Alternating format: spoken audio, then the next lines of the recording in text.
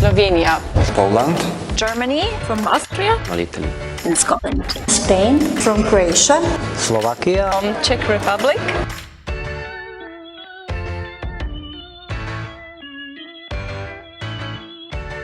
we are defining some guidelines, some suggestions for teachers interested in global education about migration and sustainable development. In order to be more effective, more successful in our educational purpose.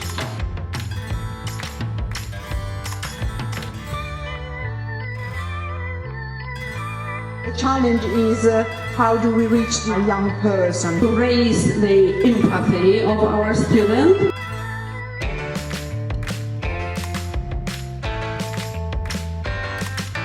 What can we do?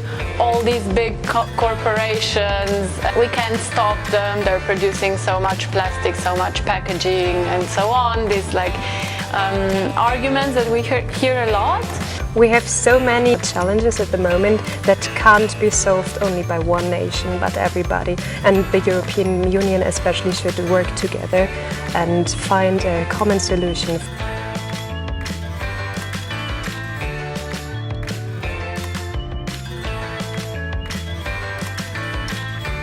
Schools are really key to helping shape values and attitudes of young people in terms of broadening experiences that young people have. I think teachers have a role, whatever we do as educators, we can either be strengthening prejudices and stereotypes or we can be challenging them. A great teacher, in my opinion, is brave, open-minded. One of the most important features is to sustain and promote listening and dialogue. He or she is open to novelty, never stops exploring and learning, and has a big dream. Maybe that's useful. STC project is crucial because the change is crucial. If we just follow the flow, we will arrive in a certain place. But is this place the place where we would like to be? Together with my colleague, we do a course focused on the sustainable development goals. My pupils make a movie about identity of themselves. we have activity, sport and health. The place where we live is in the coast. It is very near Africa, and sometimes we receive students in our school who come in rafts and boats. So it's easy for us to get that interaction between the students, and we prepare it so that they can tell our students their experiences.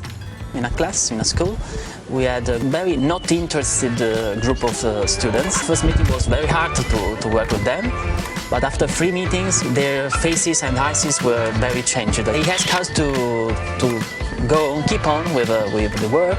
We kind of managed to give the responsibility to them about this process, about what was going on. There was a kind of swap. Yeah.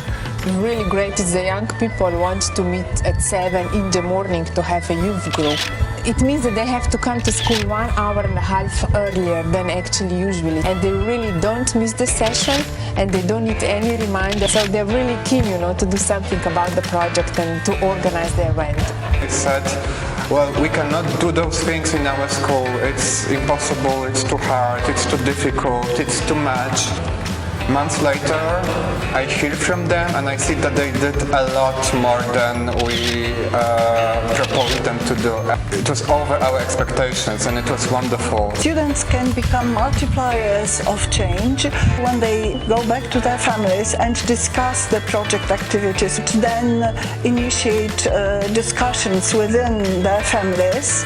My message to the teachers will say that don't see the students like the citizens of the future. Teach them as they are the citizens of the present. Let them feel that they are important and that they can make the change from right now.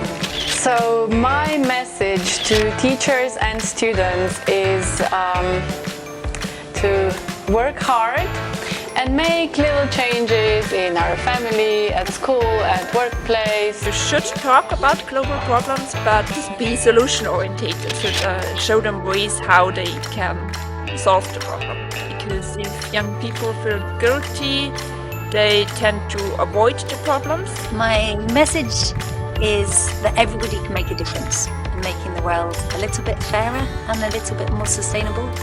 Everyone can start somewhere, and that can be in your own family, in your own classroom, in your own